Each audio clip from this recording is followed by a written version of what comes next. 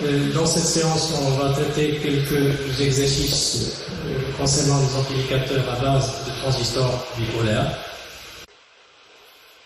Pour cet exercice, on considère l'amplificateur suivant. Le transistor est caractérisé par β égale à 100, une tension entre base et émetteur de 0,7. La tension RD est supposée infinie. Vt égale à 4T sur E égale à 25 milli à température considérée ambiante. L'objectif, c'est calculer le courant collecteur IC, la tension entre le collecteur et l'émetteur en statique, et déterminer les caractéristiques de l'amplificateur, à savoir le gain en tension, la distance d'entrée et la distance de sortie. Alors, pour pouvoir calculer le point de fonctionnement, il faut plutôt passer au schéma statique, et pour y parvenir, il faut remplacer les capacités par des circuits ouverts, ce qui nous donne le schéma de polarisation par pont qu'on avait vu dans le cours. Alors, ce schéma de polarisation par pont est équivalent en utilisant le carré de Thévenin à un générateur ET-RT. Donc, ce générateur ET, il est caractérisé par la distance RT que je peux mettre sous la forme R1 en paramètre R2. Donc, c'est 1 sur 10 plus 1 sur 30. Le tout à la puissance moins 1 kg, et donc c'est à peu près 7,5 kg. Alors la tension Vt, il est donné par le diviseur de tension ici, à bord de R1, donc c'est R1 sur R1 plus R2, multiplié par la tension globale en VCC, et donc si on remplace, ça donnera ici un 10 sur la somme de 10 avec 30, c'est 40, multiplié par la tension VCC de 12 volts, ça c'est l'équivalent de 3 volts. Maintenant, pour pouvoir déterminer le point de fonctionnement en fait en termes de IC et de VCE, il faut soit supposer un mode de saturation ou un mode. Ici, on ne va pas supposer le blocage puisqu'on avait vu égal à 0,7 et il nous reste tout simplement le mode actif direct. Donc on suppose le mode actif direct, donc on suppose mode actif direct. Alors, avec le mode actif direct, ici on a IC égale à bêta IB, et on peut utiliser la maille N1 que vous avez ici. Donc cette maille N1 nous permet d'écrire tout simplement moins ET, plus RT pour le courant base, et le courant base c'est le IC sur bêta, plus la tension entre la base et l'émetteur, plus RE multiplié par IE, ça vous donne ici 0. Notez que puisque le bêta est très grand par rapport à ici, puisque bêta est égale à 100, donc ça sous-entend que je peux mettre tout simplement le IC est sensiblement égal à IE. Et de là, à partir de cette équation que je note équation 1, je peux tirer le courant collecteur IC égal à plutôt ET moins VBE sur RT sur bêta plus R. En application numérique, ça vous donnera 3 moins 0,7 sur 7500 ohms sur 100 plus la distance R2 de 180. Donc ici, ça vous donnera en ampères et la valeur, c'est à peu près 9 milliampères. Maintenant, il faut, pour calculer le VCE, on utilise la maille M2. Alors, pour cette maille M2, c'est la maille de sortie ici. Donc, l'écriture de l'équation est la suivante. Vous avez ici moins RE fois IE, moins VCE, moins RC multiplié par IC, plus VCC égale à 0. Là aussi, en exploitant la condition IC sensiblement égale à IE, on peut définir directement que VCE, pardon, ici, c'est la tension VCC moins R, C plus RE, le tout en fonction multiplié par IC ici. Donc, si on passe au valeur numérique, ici vous avez 12 volts, moins la somme, ici RC, c'est 0,56 kg, plus RE, c'est 0,18 kg, multiplié par IC qui est égal à 9 milli, donc j'ai converti en kilos pour les multiplier par les milli, et ça vous donnera une simplification, et donc ça vous donnera ici à peu près 5,4 34 volts. Alors, notons ici une marque.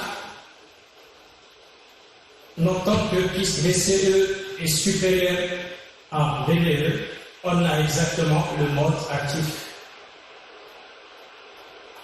direct. Alors là, en conclusion, donc on peut conclure que le IC c'est 9 milliampères et VCE c'est à peu près 5,34 volts. Alors pour pouvoir déterminer le gain en tension, la distance d'entrée et la distance de sortie de l'amplificateur, on va passer au régime dynamique, donc remplacer le transistor par son schéma petit signaux équivalent pi. Et donc, il faut caractériser le RPI et le RZO. Alors, on sait que le RPI, il est en fonction de IC par l'expression VT sur IC. Donc, ça c'est 100, puisque la tension VT est de l'ordre de 25 milli, que je divise par le courant IC de l'ordre de 9, ici, milli. Après simplification ici, c'est à peu près, ici, RPI, c'est de l'ordre de 178. Pour la distance R0 qui traduit l'effet RI, il est en fonction de la tension RI sur le courant de polarisation ici IC, et puisque la tension RI c'est infini, donc ça se déduit, ça vous donne automatiquement ici la distance de sortie, c'est une résistance infinie. Maintenant, pour avoir le schéma en dynamique de l'amplificateur, on éteint en fait les sources ici continues. VCC a été remplacé ici par une masse. Les capacités à la fréquence du travail sont considérées ici des courts-circuits dans la bande passante de l'amplificateur, ce qui fait qu'on va par la suite remplacer le transistor par son schéma équivalent. Donc pour pouvoir restructurer le schéma en dynamique de cet amplificateur, la première chose à faire, c'est choisir une masse globale de l'ensemble. Et cette masse, ça coïncide ici avec l'émetteur. Donc je mettrai ici l'émetteur. Le signal d'attaque, il attaque l'amplificateur à partir de la base. Il faut mettre ici une base. Et on plutôt relève le signal au niveau, bien sûr, de l'émetteur. Par la suite, on complète le schéma en introduisant les différents composants. Entre la base et l'émetteur, vous avez VI. Je mettrai ici, tension VI. Entre la base ici et l'émetteur, vous avez R1 et en même temps vous avez en parallèle R2, donc je mettrai les deux ici. R1, R2. Par la suite, entre le collecteur et la masse, vous avez, enfin plutôt entre le collecteur et la masse, je mettrai plutôt le collecteur ici, pardon, c'est le collecteur. Donc le collecteur et la masse, vous avez ici RC. Et enfin, le RE ici a été éliminé parce qu'il est en parallèle avec un fil. Donc l'émetteur étant lié à la masse. Maintenant, je complète le schéma en utilisant le schéma global en hybride du transistor. On sait qu'entre la base et l'émetteur, vous avez la résistance RP qui est traversée ici par un courant que je note IB. Et entre le collecteur et l'émetteur, vous avez une source du courant que je note bêta IB et en parallèle avec la distance R0. Vous avez ici la tension de sortie et de ce côté-là, vous avez la tension d'entrée. Donc ça vous donne le schéma ici en dynamique de l'amplificateur. Notez que puisque R0 est infini, on peut éliminer la résistance R0 par la suite dans ce cadre de cet exercice. Donc, le schéma ici ne comporte plus de résistance R0 parce que la résistance R0 est infinie. Donc, pour pouvoir calculer le gain en tension, c'est par définition la tension de sortie sur la tension d'entrée. La tension de sortie se calcule moyennant la loi d'Ohm à la sortie parce que la résistance LC est traversée par bêta IB. Je peux écrire V0, c'est moins LC fois bêta fois IB, et en même temps, la tension d'entrée ici, c'est la tension bord de RT, et en même temps, la tension bord de la résistance RP, donc je peux directement calculer la tension d'entrée comme étant RP multiplié par IB. En faisant le rapport des deux, on obtient le gain égale à moins RC bêta sur RP. Alors là, ça vous donnera moins pour la licence RC, c'est 500, en fait, c'est la valeur là, si je me souviens de la valeur, en fait, de la valeur, ça c'est 560. Je mettrai ici un 560, et multiplié par 100, le tout divisé par la licence RPI, et la licence RPI, c'est 278. Alors, tout calcul fait, ça vous donnera ici moins 201,4. Alors, maintenant, pour pouvoir, on a la tension, enfin, le gain en tension, on peut calculer la résistance d'entrée. La résistance d'entrée, comme vous voyez ici, vous avez le générateur VI ici, il est en face de deux résistances qui sont en parallèle, on peut déduire directement que la résistance d'entrée, c'est la tension VI sur le courant d'entrée que je vais définir ici, IN ici, donc divisé par IN ici, et là, c'est directement les deux résistances RT qui sont en parallèle avec, bien sûr, les RT et les RT. Alors, là, je peux le mettre sous la forme 1 sur RT plus 1 sur RI, à la puissance moins 1. Avec la résistance RT, c'est 1 sur 7,5, plus 1 sur RI en kilos, c'est 0,27 litres. Le tout à la puissance moins 1 kg. Et là, l'application nous permet d'avoir finalement la résistance de 268 ohms. Donc, notez que cet amplificateur est appelé amplificateur émetteur commun, puisque c'est l'émetteur qui est à la masse et c'est une borne qui est commune entre l'entrée et la sortie. Alors, pour déterminer la résistance de sortie, on éteint la tension d'entrée à ce niveau-là, VI a été remplacé par un fil. On débranche la charge qui était ici RL et on la remplace par un générateur E0 qui débite le courant I0. De ce fait-là, on peut tirer directement à partir de l'entrée que IB égale à 0. Le IB égale à 0 parce que normalement vous avez RPI fois IB qui est la tension aux bornes de la résistance RPI et c'est exactement la tension aux bornes de fil, c'est 0. Alors puisqu'IB égale à 0, ça veut dire que je peux éliminer exactement aussi la source de tension en la remplaçant par un circuit ouvert, ce qui va nous laisser une structure équivalente à celle-ci. Vous aurez ici E0 et une résistance tout simplement RC. Alors là, vous avez la résistance de sortie. Donc cette résistance de sortie est égale à, bien sûr, c'est la valeur là de RC à peu près, à peu près la valeur, donc ici je ne me rappelle pas ici de la valeur, c'est du 560. C'est 560 ohms. Maintenant, on passe à un second exercice. Dans le second exercice, l'amplificateur est donné dans cette figure. Il est caractérisé par les paramètres bêta égale à 100, les PE égale à 0,7, une tension RI également égale à l'infini qui conduit à une distance entre collecteur et émetteur infini. Là, on vous demande de calculer directement le gain en tension, c'est la tension sortie sur la tension d'entrée. Calculer la distance d'entrée, on déduit le gain composite qui est la tension de sortie sur la tension source VS ici, et toujours avec VT approximé à 25 mV à la température ambiante, et également calculer la distance de sortie. La même technique pour pouvoir calculer le circuit de polarisation que le premier exercice, c'est remplacer les capacités par des circuits ouverts, et on obtient aussi, et de la même manière que le premier exercice, ici un circuit de polarisation par pont.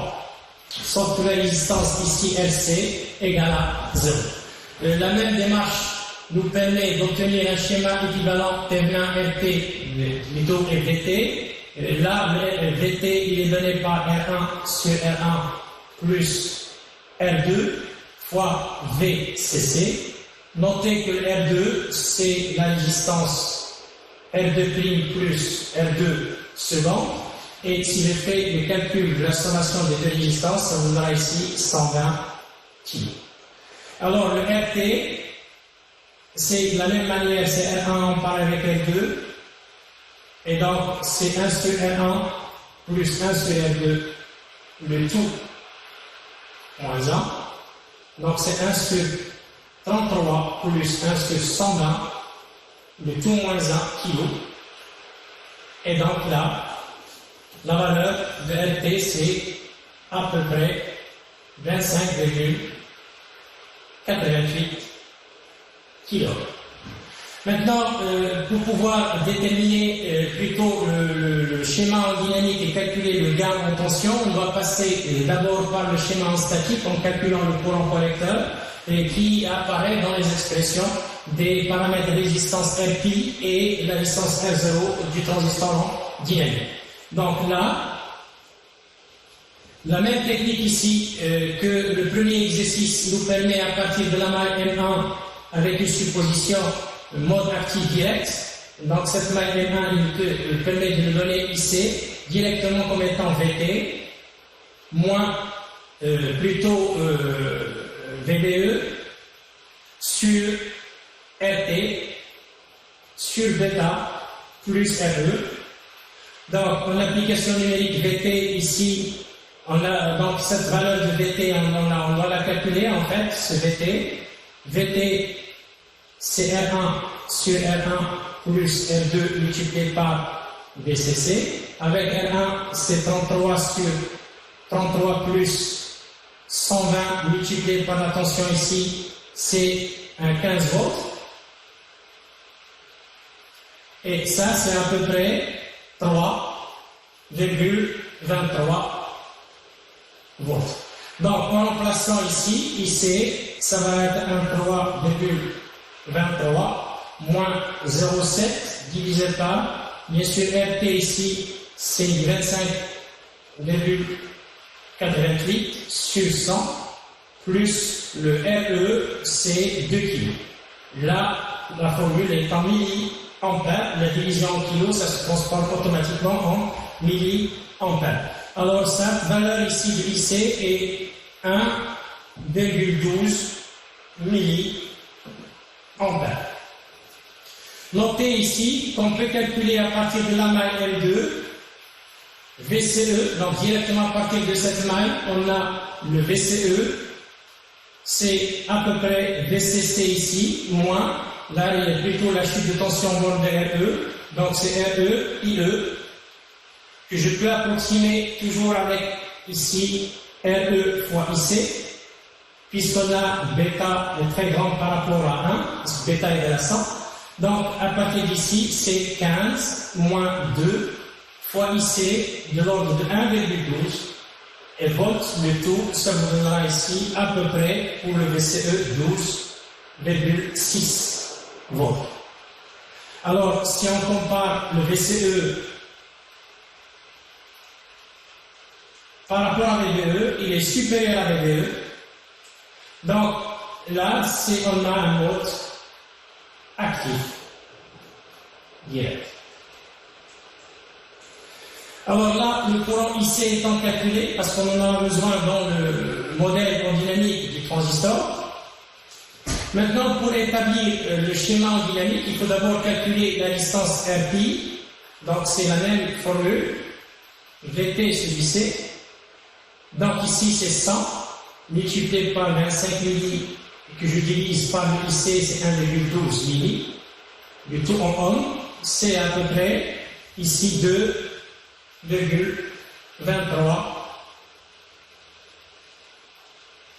kilo-ohm.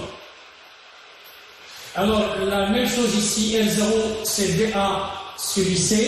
Ce VA sur IC c'est l'infini parce que le VA est infini. Et pour pouvoir avoir plutôt le schéma en dynamique, on va remplacer les capacités par des fils, remplacer DCC par une masse, la capacité également avec un fil, mais notez ici cette résistance, il est prise entre deux masses, ça veut dire qu'il va être automatiquement remplacé par un fil. Et donc la résistance en dynamique R2 seconde ne va pas être plutôt dans le schéma en dynamique. Alors le schéma, pour avoir le schéma, la même technique est la suivante, choisir une résistance, plutôt une masse commune. Vous voyez, la masse commune ici, c'est le collecteur. vous avez ici la base et de ce côté-là, vous avez l'émetteur. Donc le collecteur est lié directement à la masse. Donc je mettrai ici le collecteur. Le signal d'attaque attaque la base, donc je mettrai ici une base. Et bien sûr, à la sortie au niveau de l'émetteur, donc la sortie se fait au niveau de l'émetteur, je mettrai ici directement l'émetteur. Alors notez, je complète le schéma du circuit, puisque l'attaque du signal se fait au niveau de la base. Je vais introduire ici, entre la base et la masse, vous avez RS et vous avez la tension VS. Et vous avez également le pont, c'est de la même manière, donc les deux résistances ici, c'est-à-dire R1 et la résistance R2', c'est semblable à ce qu'on a fait dans le premier exercice. Et bien sûr, vous avez à la sortie ici au niveau de l'émetteur, vous avez entre l'émetteur et la masse, il faut introduire la résistance RE et également introduire la résistance de charge RL. Vous avez ici la tension de sortie et il faut compléter finalement par le schéma équivalent du transistor. Alors on sait qu'entre la base et l'émetteur, vous avez une résistance RI qui est traversée par le courant de base. Et entre le collecteur et l'émetteur, vous avez ici une source bêta IB et qui est bien sûr en parallèle avec la résistance RZ. Donc vous avez ici le schéma numérique de l'amplificateur et vous avez là un collecteur commun, puisque le collecteur est commun à l'entrée et à la sortie et le collecteur est à la masse. Donc il s'agit d'un amplificateur collecteur commun. Alors pour caractériser cet amplificateur, il faut calculer le gain en tension, la résistance d'entrée et la résistance de sortie.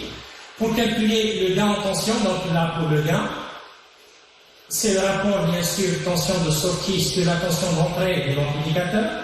Alors vous voyez ici le courant qui passe à ce niveau-là, c'est le courant bêta plus 1 IB.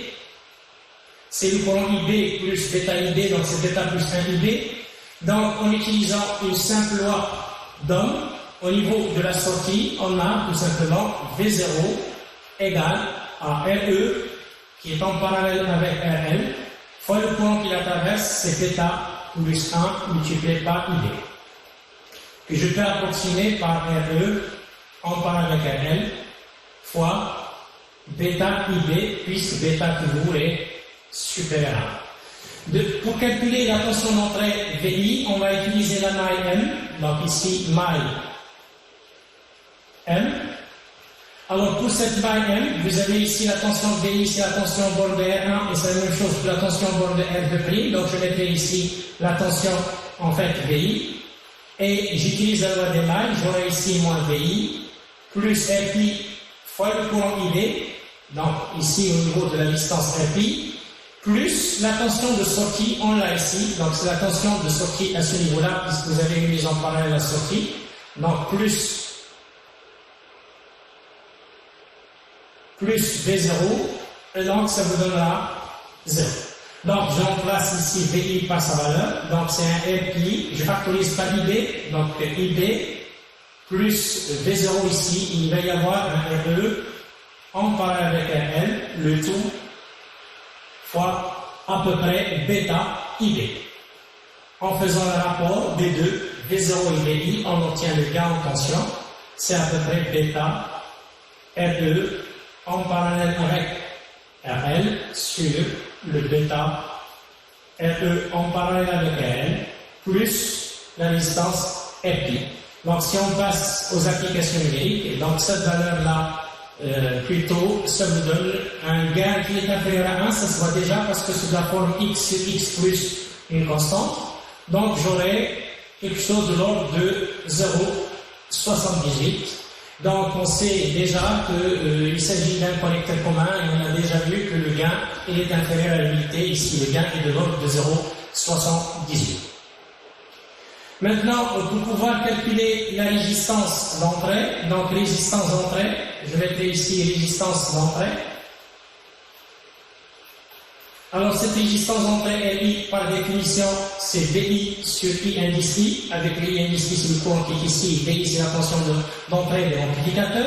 Alors, pour pouvoir calculer cette résistance, quand on a des résistances plutôt en parallèle ici qui sont traversées par le courant I indice I, il faut toujours penser, utiliser la loi des nœuds, mais calculer le courant d'abord de la tension. Donc, je mets I indice I, c'est la tension VI sur R1, c'est le courant qui passe dans la distance R1, plus VI sur la distance R2', c'est le courant qui passe dans la distance R2', plus le courant IB qui va traverser la partie restante du circuit. Or, le IB, on l'avait déjà calculé, donc on a le IB, on peut le calculer en fonction de VI, donc c'est VI sur, à partir de ce qu'on vient de faire ici, sur RP plus RE, en parallèle avec le RL, le tout fois bêta. Ce qui fait que je peux calculer la distance entre RI par la formule 1 sur, normalement c'est I indice I sur VI, le tout à la puissance moins 1, et si on la calcule, ça vous donnera 1 sur R1 plus 1 sur R2', plus 1 sur RI, plus RE en parallèle avec RL, le tout fois bêta, le tout à la puissance moins 1. Donc si je remplace par mes valeurs numériques ici, en faisant le calcul numérique, on trouve exactement que la distance ici d'entrée est de l'ordre de 7 kg en remplaçant par les valeurs numériques associées à chaque résistance et au terme bêta. Maintenant, ce qu'on demande ici, c'est calculer le gain composite. Alors, puisqu'on a la distance d'entrée, la partie à l'entrée de l'amplificateur, je peux la représenter par la résistance RS, ici VS. Et puisqu'on a établi la distance d'entrée, ça veut dire que le reste de l'amplificateur vu de l'entrée est équivalent uniquement à une seule résistance ici, et que je note ici plutôt avec une tension VI. Donc l'amplificateur vis-à-vis de l'entrée a été remplacé uniquement par sa résistance d'entrée. Alors à partir de là, en utilisant le diviseur de tension, le VI, je peux le mettre tout simplement RI sur RI plus RS multiplié par la tension VS. Alors pour calculer le gain composite, c'est la tension de sortie V0 sur la tension VS. Alors le moyen le plus court pour le calculer, c'est V0 sur VS, il faut passer par VI pour faire apparaître le gain en tension AV qu'on vient de calculer, multiplié par VI sur, là plutôt le VS, pardon, sur le VS. Sur VS. Et donc, le VI, le V0 sur VI, ça donnera le gain en tension, multiplié par le rapport qu'on a ici, c'est RI sur RI plus RS. Alors là, le gain en tension, c'est de l'ordre de 0,78 fois la résistance d'entrée, c'est 7 kg, sur 7 kg, plus là, la résistance RS, c'est de l'ordre de 1 kg. Donc, tout calcul fait ici, ça donnera quelque chose de l'ordre de 0,60. Donc, vous avez ici le gain composite. Maintenant, finalement, à partir de là, on va définir la dernière caractéristique de l'amplificateur, c'est la résistance de sortie. Pour établir la résistance de sortie, le moyen, un des moyens, c'est atteindre la source indépendante qui est la tension VI ici, éliminer la charge au niveau de la sortie et la remplacer par un générateur E0 qui débite le courant I0. Et finalement, la résistance de sortie, il est donnée par E0 sur I0. Là aussi, puisqu'on a une résistance en parallèle, il faut toujours penser, calculer d'abord le courant I0. I0, ça va être la tension E0, le courant qui passe ici, c'est E0 sur RE, plus le courant, vous avez ici un bêta plus 1 IB, donc je mettrai ici un moins de bêta plus 1, le bêta plus 1 je vais remplacer par un bêta, et je mettrai ici le IB. Maintenant, il faut calculer le IB. Alors, pour calculer le IB, vous avez également la tension ici. La tension que vous avez là, c'est E0. Et c'est la même que la tension à ce niveau-là, c'est toujours E0. Et vous avez là un ensemble de résistances qui est traversé par le courant IB.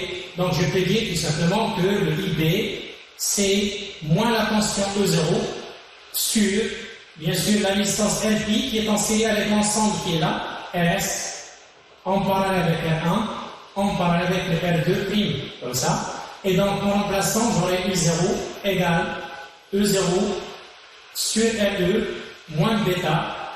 Avec le moins qui est ici, ça va être simplifié.